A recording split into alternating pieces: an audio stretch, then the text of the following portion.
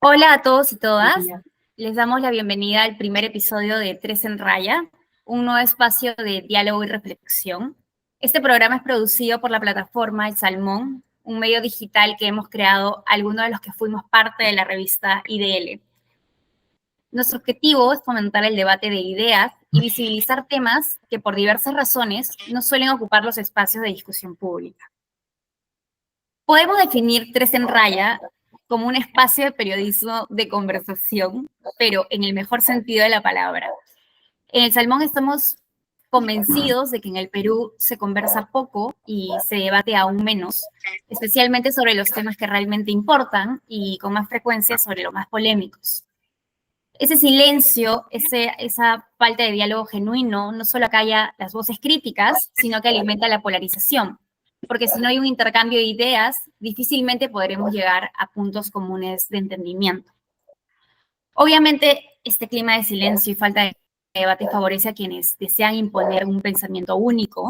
Eh, si no hay crítica, si no se cuestionan las narrativas dominantes, entonces las versiones oficiales o aquellas que convienen a ciertos intereses son las que prevalecen sin oposición.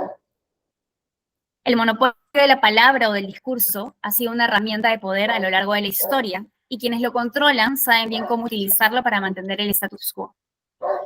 Al silenciar el disenso, por tanto, no solo se controla la narrativa, sino también la posibilidad de imaginar alternativas. Lo que tenemos hoy en día es conflicto, sí, pero no debate.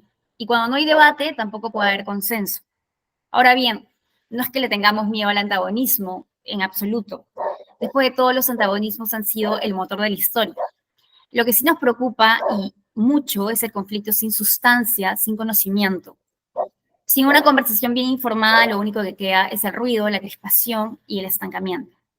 Por eso Tres en Raya nace con la intención de crear un espacio para conversar y reflexionar donde se puedan plantear ideas, discutirlas, confrontarlas y sobre todo tratar de comprenderlas. El nombre Tres en Rayas refleja la dinámica que tendrá ese espacio. Seremos dos integrantes del Salmón que se reunirán con un especialista para conversar sobre un tema que hayamos elegido. Entonces, desde ya los invitamos a sugerir temas que les interesen o preocupen. Nos presentamos, desde el Salmón estamos Mateus Calderón, Gerardo Sarabia y yo, María Sosa, aunque en principio seremos solo dos representantes de la plataforma en cada episodio, hoy por ser el primer programa somos tres.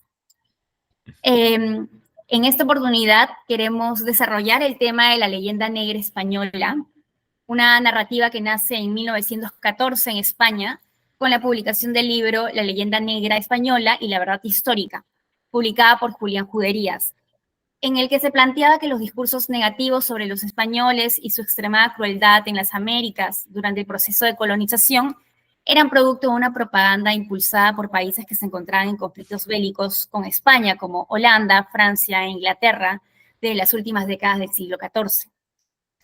Parte esencial de la leyenda negra española no solo es destacar la importancia de la propaganda en los conflictos bélicos, que ciertamente existen, sino la suerte de apología a la llegada del Imperio Español en América, que es presentada como una misión civilizadora y progresista.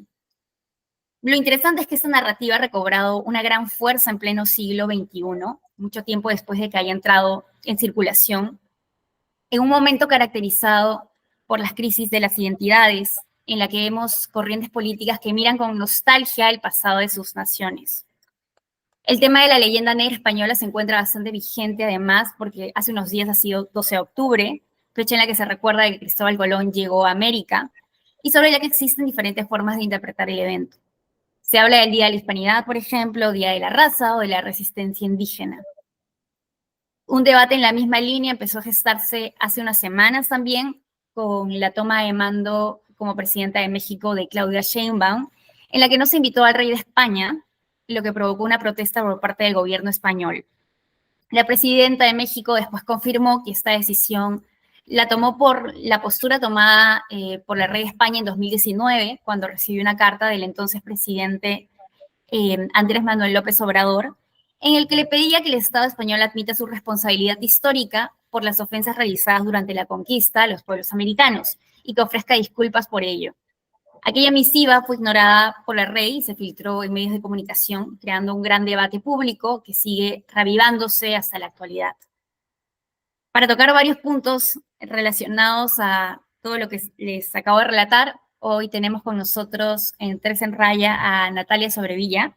Natalia es historiadora por la Pontificia Universidad Católica del Perú y PhD en Historia por la Universidad de Londres.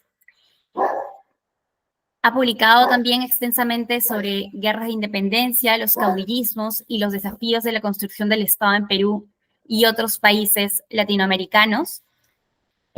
Muchas gracias, Natalia, por aceptar nuestra invitación.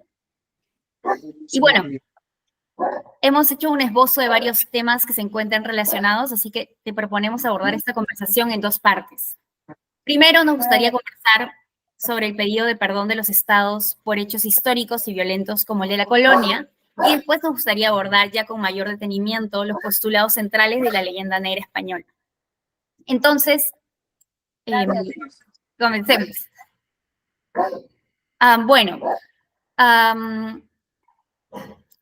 Uno de los temas que consideramos clave es el pedir perdón por procesos históricos. Tú que eres historiador, evidentemente, tienes claro que en los grandes hechos históricos o en la conformación de grandes imperios siempre ha habido un gran componente belicista o violento. Por supuesto que cada proceso tiene características particulares y la colonización marca un antes y un después con respecto a la interacción global. Sin embargo, nos gustaría que nos des tu opinión acerca de la relevancia de pedir perdón como algo simbólico, o consideras tal vez que este ejercicio termina de alguna manera despolitizando los hechos de la historia y presentar de alguna manera como excepcionales la violencia empleada para el dominio político. Hola María, muchísimas gracias por la invitación a este espacio tan interesante. Se da justamente el caso que me encuentro en México en este momento para hacer esta entrevista y he estado en estos últimos par de días aquí hablando con mucha gente con respecto precisamente a este tema. El tema de las disculpas históricas es interesante. Me parece que le pidieron también una disculpa al Papa y el Papa dijo perdón. Como que le fue muy fácil. Las disculpas históricas se han ido poniendo de moda, creo, a partir del siglo XX. Y es un poco llamativo porque España y Portugal ambos decidieron pedir perdón por la expulsión de los judíos. Y no solamente pidieron perdón, sino que le dieron reparación al otorgarle la nacionalidad española y portuguesa a los que puedan probar su descendencia española portuguesa. Es interesante que en este caso hayan sido muy tajantes, por lo menos el caso del rey, en que ellos no van a pedir disculpas. Ahora, no sé hasta qué punto, porque algunas voces que he oído aquí han dicho, bueno, el rey es una figura, entonces esto es algo que le corresponde al gobierno español. Entonces la pregunta es, ¿por qué Pedro Sánchez, jefe del gobierno español, no decide hacer el trámite, digamos, para que se pueda pedir la disculpa oficial? ¿Qué pierde España haciendo esa disculpa pública? Por otro lado, muchos países que han colonizado, pienso en Gran Bretaña sobre todo, donde estudié y he vivido muchos años, ahí no solamente se está pidiendo disculpas, países como Jamaica están pidiendo reparaciones económicas por la esclavitud. Entonces vemos que, por un lado, México está pidiendo algo simbólico, no está pidiendo que le devuelvan el oro robado, por decirlo de alguna manera. Entonces, ahí es interesante también cómo por un lado, a Andrés Manuel López Obrador y para Claudia Sheinbaum, esto se ha convertido en una bandera de lucha, una bandera identitaria. Mientras que por el otro lado, en España vemos que la política actual no permite a alguien que tiene la debilidad de Pedro Sánchez simplemente movilizar una disculpa. Porque en el fondo el rey será quien la dé, pero el rey no lo va a decidir. El rey no es más que una figura en una monarquía constitucional. Pero volvamos al hecho que todas estas disculpas son políticas. Son políticas y tienen que ver mucho más con lo que está pasando hoy que con lo que pasó hace 500, 300 o 200 años. Entonces, la pregunta vuelve a ser, hace 30 años, 32 años en realidad, cuando se conmemoró, se recordó la llegada de los españoles, la llegada de Cristóbal Colón, la idea prevalente era sobre la larga noche de lucha de los 500 años de opresión de los pueblos indígenas. Y es interesante cómo en ese momento España abrazó la noción de los 500 años, financió, hizo una Expo Mundial, hizo las Olimpiadas de Barcelona y fue como la gran entrada de España en la Unión Europea en el año 92. Ahora, 32 años más tarde, la política española ha cambiado de manera radical y ya es posible que quienes antes habían perdido espacio en los 90, los, digamos, seguidores de Franco, la ultraderecha española se ha visto fortalecida en los últimos 30 años y en ese momento han logrado recalibrar el debate de una manera que hace 32 años, cuando se estaba conmemorando la llegada de Cristóbal Colón a las Américas, no se pensaba posible. Es interesante, pero tiene que ver con lo que sucede en el mundo entero, como decías, las identidades, el reforzamiento de estas identidades y también con algo que se estudia en Francia, en Gran Bretaña, en España también, que tiene que ver con esa nostalgia postcolonial, esa nostalgia de haber sido un gran imperio. Y entonces que hay un sentimiento que si no se realza el valor que ha tenido su pasado imperial, entonces es una pérdida de identidad. Son muchos elementos que tienen que ver con que en este momento se esté revaluando y se esté revalorando la presencia española en las Américas. Y también es llamativo que en algunos países hispanoamericanos, el nuestro es uno de ellos, el Perú, hay también una serie de personas que reivindican la llegada de los españoles. El hispanismo en el Perú es ciertamente mucho más fuerte de lo que es en México, por ejemplo, donde si bien hay una hermandad entre México y España muy profunda, esta es una hermandad que se ve realmente impulsada por la recepción de miles de refugiados de la Guerra Civil Española en México en la década de 1930, 1940. Entonces, aquí la hermandad española mexicana tiene un cariz bastante distinto que los hispanistas peruanos, por así decirlo. ¿Y cuál es, hola Natalia, ¿y cuál es la ruta un poco del perdón, el objetivo, ¿no? Como tú bien has dicho, es algo político, ¿no? Es política. Pero a partir de eso es crear una nueva narrativa, una nueva forma de entenderse con España. ¿Cuál sería el objetivo, crees? Bueno, en el caso mexicano, claramente el objetivo es realzar lo que están llamando aquí en México la cuarta transformación, es decir, el orgullo que tienen los mexicanos de su identidad propia, su identidad muy anterior y milenaria a la llegada de los españoles, una identidad que además se ve reforzada con todo el discurso que se pone enfrente con la reforma en el siglo XIX, con la Revolución Mexicana a inicios del siglo XX, y que es la idea política que tienen tanto Andrés Manuel López Obrador como Claudia Sheinbaum de una transformación de México, y es una política que tiene mucho respaldo popular.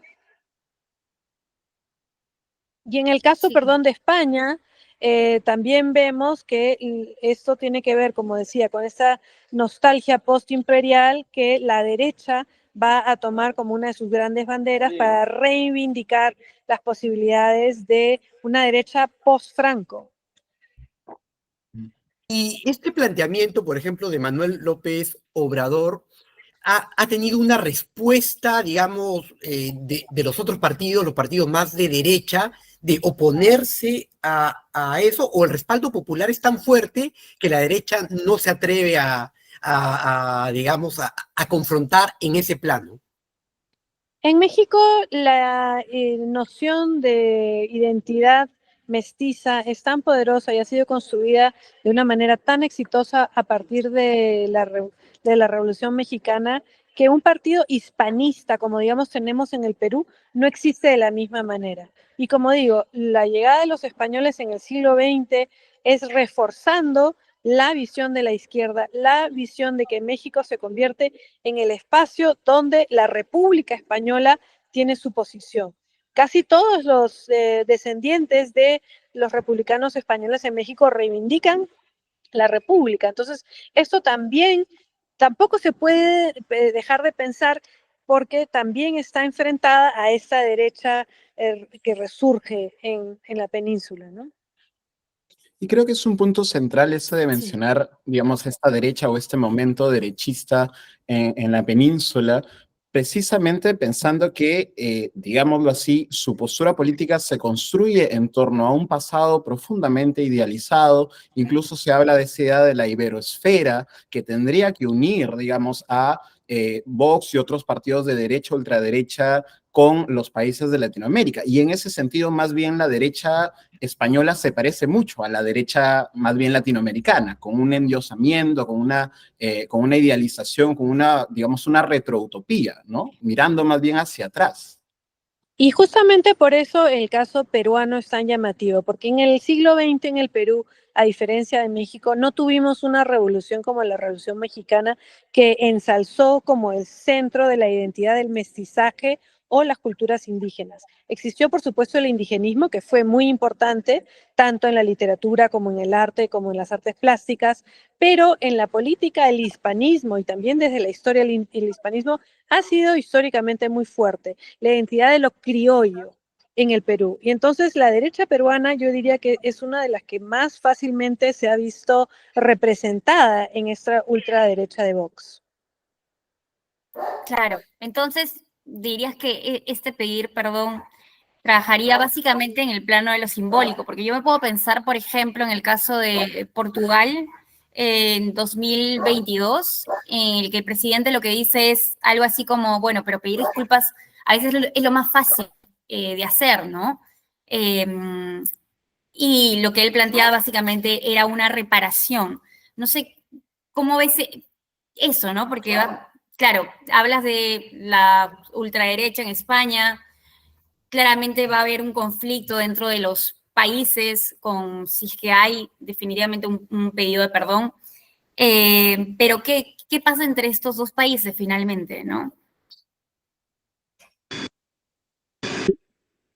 Me cuesta pensar que, digamos, vayan a romper relaciones por esto o que vaya a haber un conflicto más intenso, pero no olvidemos que España ha tenido momentos en que ha reivindicado su poder imperial. No olvidemos en el caso de Perú y Chile en el siglo XIX, volvieron a tomar las islas de Chincha, atacaron Valparaíso y el Callao. Han habido momentos así históricos, complejos. Yo no creo que este conflicto llegue realmente a tanto, pero sí creo que puede un poco agriar las relaciones. Definitivamente no tenemos una situación de reparación, porque además, para que se dé una reparación económica, una reparación simbólica, yo lo encuentro muy difícil. Y más bien es interesante poderle preguntar a España y a Portugal, bueno, si ustedes pudieron no solamente pedir disculpas a los judíos expulsados hace 500 años, sino que le dieron nacionalidad a sus descendientes, ¿qué tipo de disculpas hay aquí? Es interesante que se esté tratando de retomar esa idea de la importancia de traer entre todas las comillas posibles, civilización a América. Claro, ¿no? Porque ahora, hace un tiempo creo que había ya hace algunos años cierta vinculación con los apellidos hispanos, cierto beneficio en el Perú, y después de eso, pero ya estoy hablando de muchas décadas atrás, y después creo que se perdió, y existe, ¿no? Por ejemplo, hay personas que tienen apellido ya, no hablando de España, pero de Italia, por ejemplo, que tienen un ancestro, y existen esas facilidades, ese que forma parte de todo un reconocimiento, ¿no? De la historia, pero es algo que no existe. Ahora, este movimiento hispanista que tú has mencionado, que en el Perú, bueno, es bastante fuerte, ¿no? Me parece raro que no ya, que dentro de poco ya no empiecen a reivindicar a Ribagüero, ¿no? ¿Por qué esto de dónde nace? Porque está muy relacionado con esta emergencia de la ultraderecha. ¿Es algo alentado o es algo más bien que nace desde los márgenes o es alentado por el ex centro, ¿no? Yo creo que en el caso del Perú siempre ha existido un grupo de simpatía por el hispanismo, ¿no? Que reivindica esta idea de que lo mejor que ha pasado son los españoles, que nos han traído la cultura y nos han civilizado. Ahora, que en este momento eso se esté uniendo a un partido político en España, a mí también me resulta un poco, si quieres, sospechoso. Yo no te diría, no es que no hayan existido hispanistas en el Perú siempre, sino que ahora se ven en un espacio mayor, donde no solamente los escuchan, se hablan entre ellos, sino tienen una caja de resonancia más grande. Entonces ellos se pueden insertar, esta idea del hispanismo se puede insertar en una discusión más grande. Ahora, más allá de, digamos, evidentemente son relatos probablemente que están más pegados para la derecha o para la izquierda, ¿qué tan necesario consideras que es el pedir perdón? Justamente, Gerardo, en un momento te mencionaba la importancia de los relatos compartidos y efectivamente se puede ver, hay bastantes episodios, digamos, de tensión, por ejemplo, con el rey de España, que es constitucionalmente la figura de representación internacional del Estado español, ¿no? Y suele ir a las tomas de mando de los países latinoamericanos. Hace poco, por ejemplo, el rey de España se hizo un pequeño escándalo porque no se levantó ante la espada de Bolívar cuando fue la toma de mando de Gustavo Petro, ¿no? Entonces, me gustaría que nos cuentes eso. ¿Qué tan importante consideras que es en realidad estos relatos compartidos que se debería tener y que de hecho AMLO lo menciona en su carta explícitamente? Bueno, justamente como las naciones somos creaciones, somos inventos, somos eso en base a las narrativas conjuntas y las narrativas de conflicto. Y podemos tener momentos de acercamiento y momentos de alejamiento. Y lo que estamos viendo aquí ahora es, por un lado, una disposición muy grande por parte del gobierno mexicano a pedir que se le respete. Y eso también tiene que ver con su propia política interna, tiene que ver con la presencia y la manera que se quiere presentar a México como esa gran nación a la cual se debe respetar. Mientras que por el otro lado, España también, el rey tiene, supuestamente él no tiene un mandato más que simbólico. Él es un rey constitucional, él no puede decidir, dirigir las cosas, pero en momentos protocolares su presencia importa. Muy llamativo me resultó cuando estuve en Argentina para la conmemoración del año 2016, del 9 de julio, que estaba el rey emérito de España. ¿Qué hacía invitado el rey emérito de España a la independencia argentina? ¿Quién sabe? ¿Estará el rey invitado al 9 de diciembre de 1820, del 2024? ¿Irá a la batalla de Ayacucho? Lo dudo mucho. Pero los símbolos importan, y los símbolos importan no solamente por el pasado, sino por las lecturas que le damos al pasado.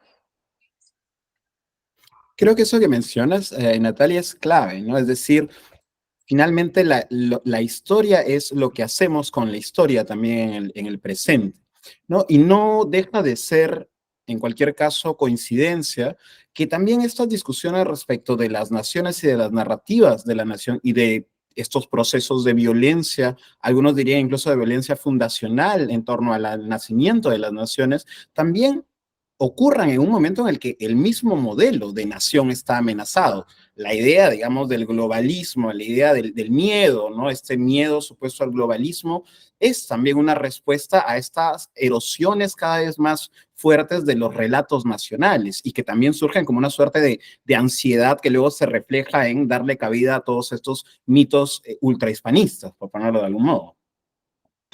Sí, por supuesto, y ahí vuelvo a insistir con el tema de la nostalgia postcolonial. España se imagina como que su gran momento fue el momento en que eran el imperio donde no se ponía el sol, el non plus ultra, donde desde Filipinas hasta Alaska estaba en sus manos. Pero eso no era la España actual. esa era una monarquía compósita con un rey que combinaba muchos territorios. Es decir, ahí también estamos, si quieres, mezclando papas con camotes. Es lo que sucede cuando en el Perú dicen, es que nos han quitado la mitad del territorio. Perdón, un momento, disculpen, ese era un virreinato que era parte de una monarquía mucho más grande. Esos territorios no eran y nunca fueron parte de la República del Perú, que es hoy. Entonces, como las naciones se van creando y en realidad nosotros solamente estamos conmemorando los 200 años de la creación de la nuestra, apelamos a un pasado anterior y cuando nos conviene apelamos a los incas o a los nazca o a los paracas o al señor de Zipán o a si nos antoje, porque son inventos y nosotros necesitamos esos inventos para tener un sostén, para tener una idea de quiénes somos. Pero efectivamente en ese momento donde sabemos que son construcciones y ya lo articulamos de esa manera y además estamos en un momento de globalización, existe un miedo a eso, pero eso tampoco es nuevo. Por ejemplo, cuando surgió el socialismo en el siglo XIX, esa era una idea de que no existían naciones, igual con el comunismo.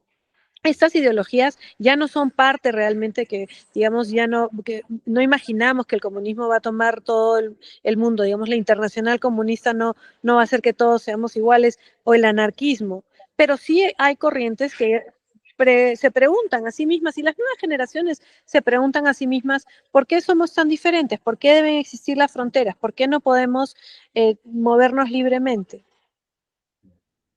Claro.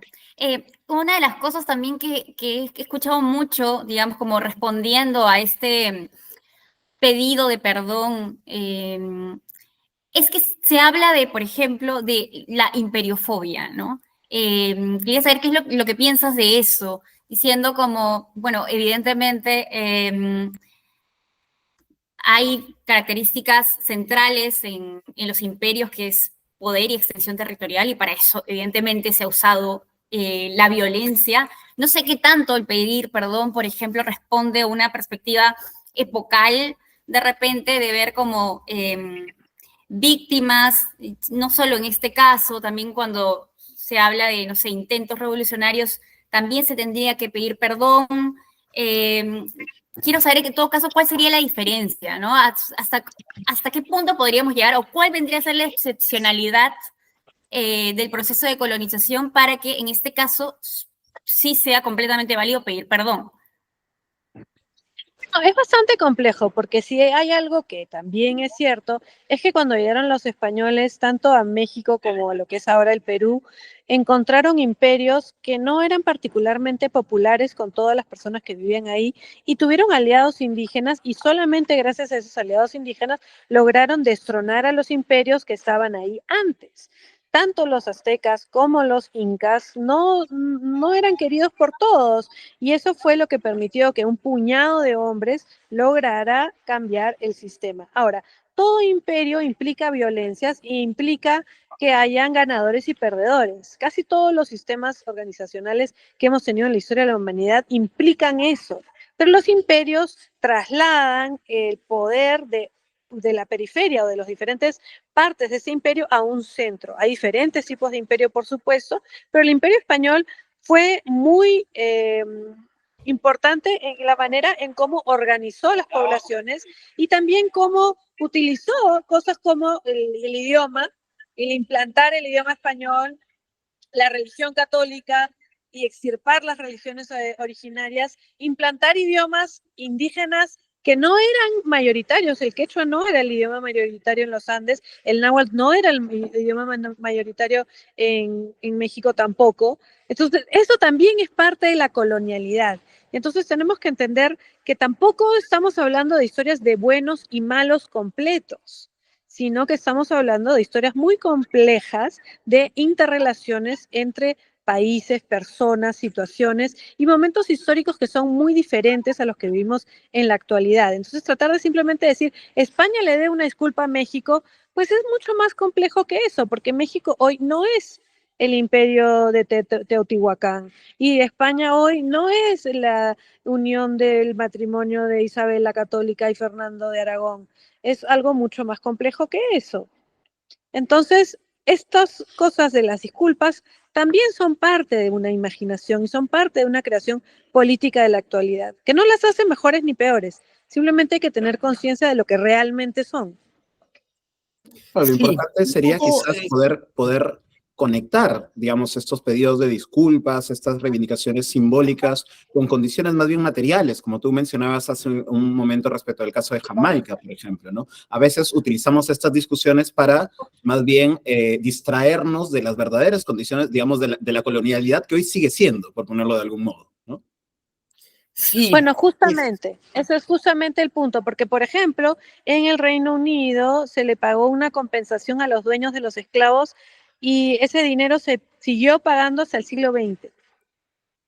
Y entonces las personas que fueron esclavizadas, que viven ahora en Jamaica, dicen, bueno, nuestros antepasados pagaron con su sangre y con su sudor el dinero que ustedes tienen. Entonces, que unos países sean más ricos que otros también responde a la historia de los imperios y la colonialidad. Cuando uno va a la iglesia de San Juan de Latrán en Roma y ve las rosetas de oro que están en el techo, que es gigantesco, todas esas vinieron del Perú. Ese es el tesoro de Atahualpa. Entonces, ¿qué vamos a hacer? ¿Le vamos a pedir al rey de España que nos devuelva algo que le dieron al Papa, que está ahora en Roma? ¿Cómo hacemos eso? claro, es bien complejo, ¿no? Retomando lo que dijo hace un momento María, también, o sea, creo que es muy propio de estos tiempos, ¿no? Esta idea de que quizás nos podría llevar, por otro lado, en un extremo, a reconocer cómo se han desarrollado los procesos políticos, ¿no? O sea, todo lo que tenga que ver con violencia y todo eso, pero es algo que ocurre, ¿no? O sea, así se han formado los imperios y también el imperio incaico, o sea, no es que se vivía acá en el socialismo primitivo, en armonía, ¿no? Sino todo lo contrario, ¿no? Era también un imperio, pero claro, hemos decidido como nación imaginar que digamos, que había un imperio y que llegaron, pues, foráneos, ¿no? Ahora, ¿cómo fue un poco para entrar ya en el tema de la leyenda negra, entre comillas, no siempre? ¿Cuál es la característica propia de la conquista española? O sea, de España como imperio colonizador, a diferencia de, por ejemplo, Inglaterra, Francia, ¿no? Y otros países. Bueno, hay una cosa que no se puede negar, que es que los españoles que llegaron con la espada de un lado y con la cruz del otro. Y para poder comprender por qué tenían derecho a tener control sobre las Américas, muy pronto decidieron que era porque Dios les había dado la posibilidad de convertir a todas estas personas al cristianismo. Recordemos que la religión católica estaba al centro de la monarquía española. Entonces, por un lado, esclavizaban, mataban, asesinaban, robaban, y por el otro lado, convertían, forzando a las personas a abandonar sus creencias, porque estaban convencidos que estaban haciendo un bien. Entonces, también tenemos que regresar al punto de un mundo de hace 500 años donde las personas estaban absolutamente convencidas que la única manera como iban a arreglarle la vida a las personas era convirtiéndolas al catolicismo. Pero esclavizando, asesinando y robando. Eso también tampoco lo podemos negar. La colonización española luego se estructura en tratar de recrear España en los nuevos lugares. Por lo tanto, la Nueva España, los virreinatos, Perú era inicialmente conocida como Nueva Castilla, tenemos Nueva Granada, Nueva Vizcaya y así sucesivamente. Era recrear España en otros lugares. Ese era el modelo. Y también una de las cosas que era central en ese modelo era el entrelazarse con las élites indígenas. Tanto en México como en Perú, los principales conquistadores se van a casar con los que consideran son las princesas incas, con la idea, y las princesas de aztecas, pensando que de esa manera van a crear una nueva nobleza. No están muy seguros de cómo va a ser el sistema, pero el mestizaje, la unión entre los indígenas y los españoles es casi inmediata, casi con su llegada, a diferencia de los modelos de colonización, sobre todo francesa e inglesa. Los ingleses mandan gente, hay dos tipos de colonización inglesa, que eso es muy importante también recordar. Hay las comunidades ultra religiosas que van al norte de Nueva Inglaterra, donde van familias enteras y se organizan en comunidades que le dan la espalda a todos los demás. Y las otras son las comunidades esclavistas del sur de los Estados Unidos, de Virginia para el sur, donde el modelo es de explotación de esclavista total, que es lo que vemos también en la Francia del Caribe, y también vemos ese modelo de plantación y explotación en toda América hispana. Estamos hablando de que el mayor número de personas esclavizadas que se trajeron a América no llegaron ni a los Estados Unidos ni a las colonias francesas, sino a las colonias españolas y portuguesas. Entonces, hay luces y sombras en la historia de la colonización, y obviamente la leyenda negra se basa en gran parte en los escritos de Bartolomé de las Casas, que va a ser uno de los primeros en hablar de lo terrible que era el trato de los indígenas, y que en realidad solamente se debían esclavizar a los africanos. Ojo que Bartolomé Herrera está hablando de justificar la esclavitud también. Entonces, repito, es una historia de luces y sombras, pero sí, efectivamente, en el siglo XVI, sobre todo, los ingleses y los holandeses van a hablar de lo terrible que es esa colonización como justificación para robar y tomar los barcos que tienen la plata y oro española. Es decir, aquí no sale bien parado nadie. Claro, claro. Yo para volver al primer punto que había planteado Gerardo, que es de hecho una de los postulados que refuerzan la narrativa de la leyenda negra, es marcar una diferencia entre justamente la forma de relacionamiento con la población nativa que hubo en el caso de los españoles, con el caso de, digamos, otros procesos colonizadores. Y se menciona mucho el tema, por ejemplo, que en este caso no hubo un exterminio, ¿no? Como sí hubo en otros lugares, por ejemplo, con Inglaterra. Pero ahí me gustaría preguntarte, ¿qué tanto podemos problematizar eso? Porque lo que entiendo es que hay una gran diferencia, por ejemplo, entre el sur de Estados Unidos, donde había poblaciones de cazadores-recolectores, y en el caso de, digamos, México, bueno, ahora México, ¿no? Donde había una alta densidad poblacional, que evidentemente podría de alguna manera ser más que exterminada, explotada. Esa estructura podría tal vez usarse como efectivamente se hizo, como sometida a cierta tributación, ¿no? No es exactamente eso lo que sucede. Los lugares donde se mantiene una gran población indígena eran los lugares donde existía una gran población indígena antes de la llegada de los europeos a América. Las tribus que vivían y los grupos sociales que vivían en Norteamérica lo que hacen es van a migrar hacia adentro del continente, y no va a ser hasta el siglo XIX y el siglo XX en que van a ser exterminados por lo que ya en ese momento son los Estados Unidos. En las Américas sucede algo bastante similar. En el caso peruano hay muchísimas personas que se van a internar en lo que es la Amazonía, que no va a ser realmente incorporada al proyecto colonial español en ningún momento. E incluso en la República Peruana no es hasta el siglo XX en que se va a incorporar. En lo que es hoy Argentina, en lo que es hoy Chile, las poblaciones no se van a incorporar todas. Hay una diferencia entre lo que los españoles consideraban indios y nativos. Y entonces a los nativos ellos eran salvajes, no se les podía ni siquiera incorporar, mientras que los lugares con, entre todas las comunidades del mundo que consideraban, tenían civilización, los españoles tuvieron más bien una política de conversión y de tratar de cambiar la mentalidad de las personas y de integrarlas a través de la tributación, la educación y toda serie de fórmulas sociales, que no se hicieron en Norteamérica porque no existía una gran población, y además porque la mentalidad era diferente, y casi todas esas poblaciones se reubicaron hacia el oeste y hacia el norte. Claro, claro.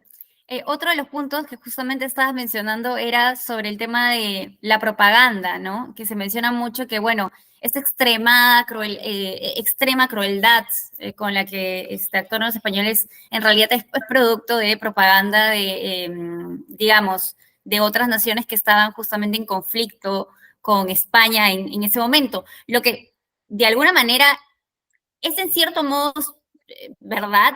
Evidentemente existieron, digamos, propaganda, como España también la hizo, y como me parece que la hizo, a ver, en todo caso, corrígeme, pero entiendo que también, por ejemplo, España utiliza propaganda inclusive para hacer de alguna manera válida el proceso de colonización en las Américas. Habla mucho de la guerra justa, ¿no?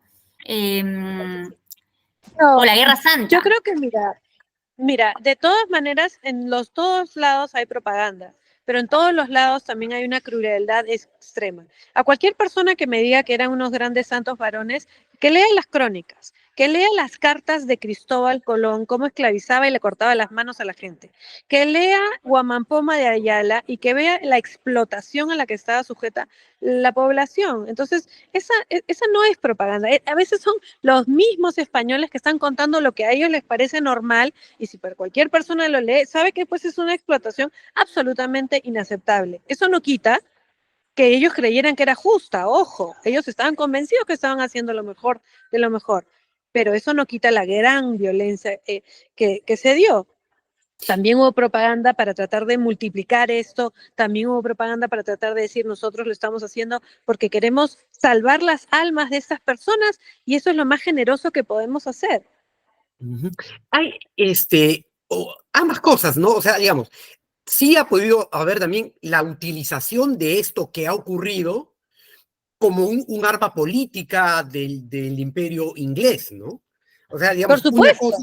claro, una cosa no quita la otra, como lo han hecho con Napoleón, como lo han hecho, claro, ¿no? Porque uno utiliza, lo cual no implica que sea mentira, ¿no? Es Que es lo exactamente que el los caso. hispanistas dicen, ¿no? Que eso ha sido, y se basan para eso en leyes, ¿no? Se basan, por ejemplo, en las leyes de las Indias, ¿no? Es como decir, por ejemplo, que, claro, alguien, pues, 1000 años después encuentra la Constitución y dice, no, en el Perú todos comían, pues aquí dice que es un derecho, la educación, todo eso, ¿no? Es exactamente ese el punto. Una cosa no quita la otra y que la legislación haya sido bastante abierta no quita el tema de la explotación. Otro tema en el que hay mucha controversia, inclusive creo que hasta dentro de los historiadores, virreinato, colonia, los dos al mismo tiempo. Por favor, ¿cuál es tu Bueno, perspectiva?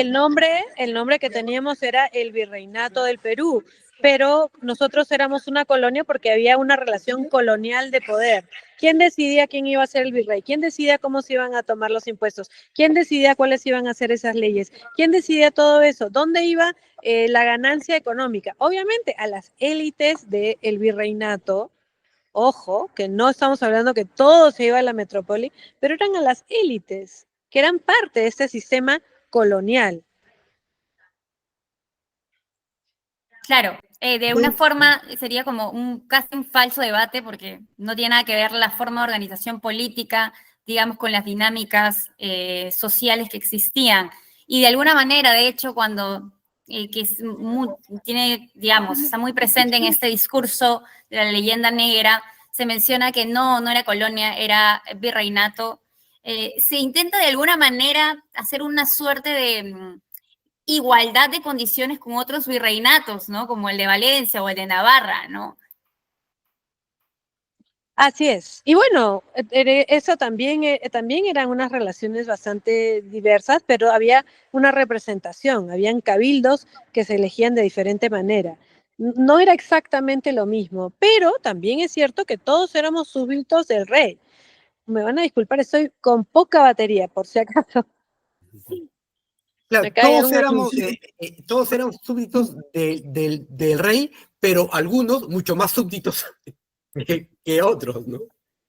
O Así sea, es. Y la otra cosa que no debemos olvidar es que, digamos, la nobleza indígena tenía una posición de poder muy importante y era parte del sistema colonial. Entonces, cuando dicen, no, es que los indios podían tener propiedades, sí, pero no todos, porque era justamente a través del control de esas élites indígenas que se podía seguir controlando al resto de la población. Esa misma era la estructura colonial. esa es una peculiaridad, ¿no? De España. Y fueron muy hábiles en eso porque incorporaron a cierta casta indígena dentro de la estructura de poder. Y eso, claro, les permitía una dominación mucho mayor, ¿no? Claro, con Porque Tupac Amaru. justamente para poder dominar un espacio gigantesco, Era la única manera, y por eso era que los lugares donde tenían una estructura más fuerte eran los lugares donde habían existido estructuras previas que permitían esto. México y Perú, Bolivia, Ecuador. Mutatis mutandis, por supuesto que no es lo mismo porque las estructuras no se mantienen, pero uno pensaría que los españoles de la colonia resolvieron rápidamente el problema que ahora tenemos con la inclusión por representación solamente, ¿no? Ellos la pensaron mejor y rápidamente dijeron, bueno, vamos a, entre comillas, incluir para poder dominar de una forma más fácil y que las estructuras de dominación no cambien. Exactamente.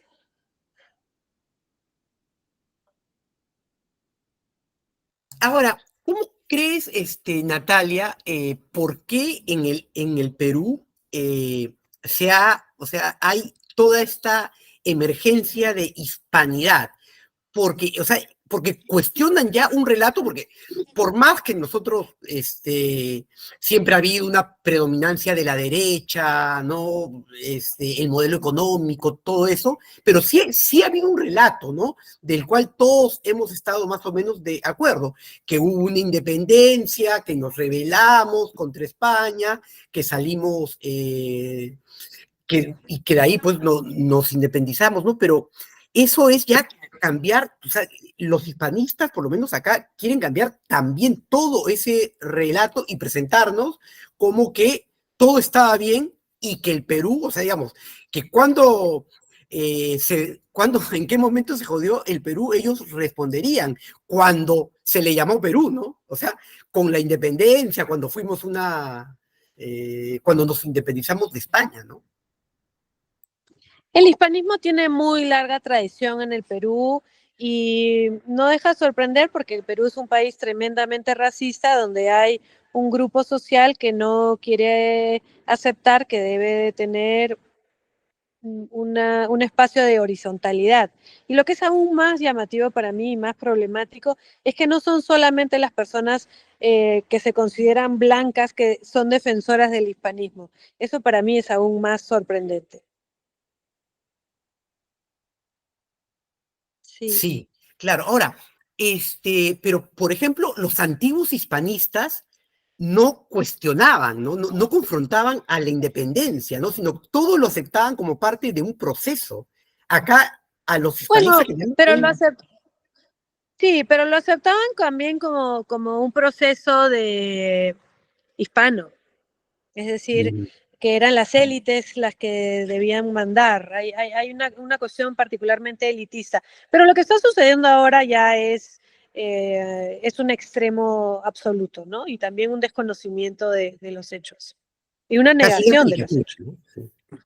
Por supuesto, es una caricatura. Y con eso creo que me voy a tener que despedir porque estoy ya casi sin batería. Oh, ya. A ver, sí, pues no sé, nos podría ver si es que hay una última pregunta, algo, podría, antes que se te vaya la batería. No sé si Matius, María. No sé si tú, Natalia, quieras decir algo, ¿no? Como una reflexión final o para cerrar, aprovechando ahorita que estás en México también, ¿qué podrías sacar de ahí? Bueno, estoy aquí en la Feria del Zócalo presentando 2 libros sobre independencia peruana y sudamericana y creo que es muy importante seguir leyendo, seguir debatiendo y no permitir que ese discurso se la lleve tan fácil. Nosotros tenemos que hacerle frente con datos, con información, a pesar de que ellos no la quieran aceptar. Yo creo que es una invitación para todas y todos de seguir hablando, seguir preguntando y seguir leyendo. Muy bien, muchísimas gracias, Natalia. Ya habrá oportunidad para convocarte para otro momento, quizás hablando un poco de la independencia, de otros elementos, ¿no? Hechos de nuestra historia. Muchísimas gracias.